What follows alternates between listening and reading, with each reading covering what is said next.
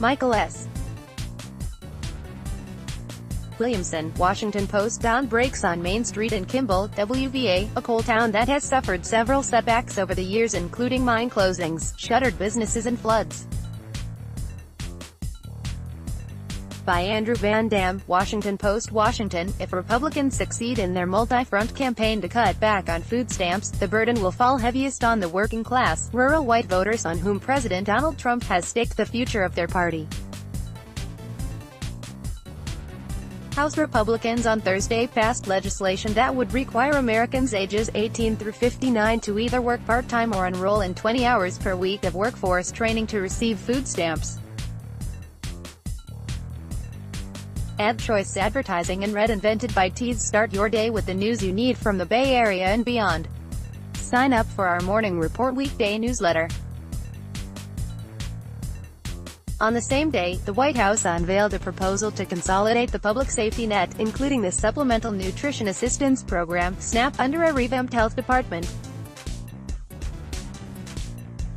The program, the Post's Amy Goldstein and Caitlin Dewey Wright, has an explicit aim of building standardized requirements that people must work or prepare for jobs to qualify for government help. On the surface, these efforts seem like they will affect Democratic voters the most. The highest rates of food stamp assistance tend to be in the most Democratic areas. But that's a superficial reading of the numbers. The most Democratic-leaning fifth of counties tops the rankings in terms of reliance on food stamps. There, 14% of all households got SNAP assistance, based on 2012-16 data. But the most Republican-leaning fifth runs a close second at 13.5%. All groups are adjusted for population so that they're not distorted by the large Republican advantage in thousands of low-population counties. A deeper look at the numbers helps explain why. In the Trump era, the Republican Party has relied heavily on rural voters. And the most rural fifth of the population is also the most likely to live in a household that receives food stamps. The distribution of food stamps isn't uniform across the urban-rural spectrum. It depends on the policies of the states that administer the program as well as the poverty of residents.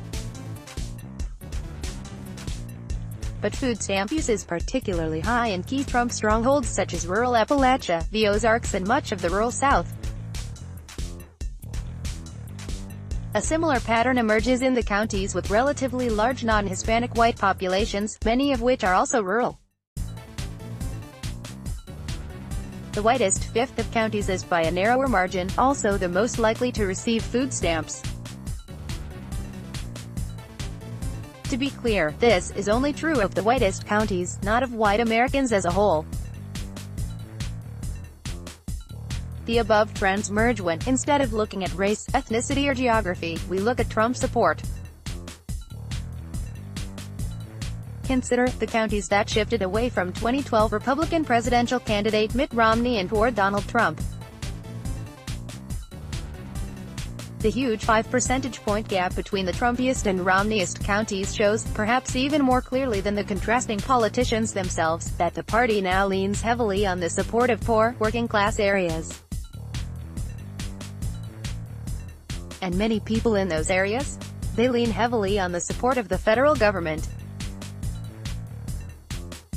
AD Quality Auto 360p 720p 1080p. You might also like this. 29-year-old is disrupting the $72 billion watch portfolio, suffering from the heat.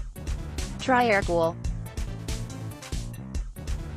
NewThingsToday.com. Basic facts you should know about currency trading. IG Singapore graduate with accounting.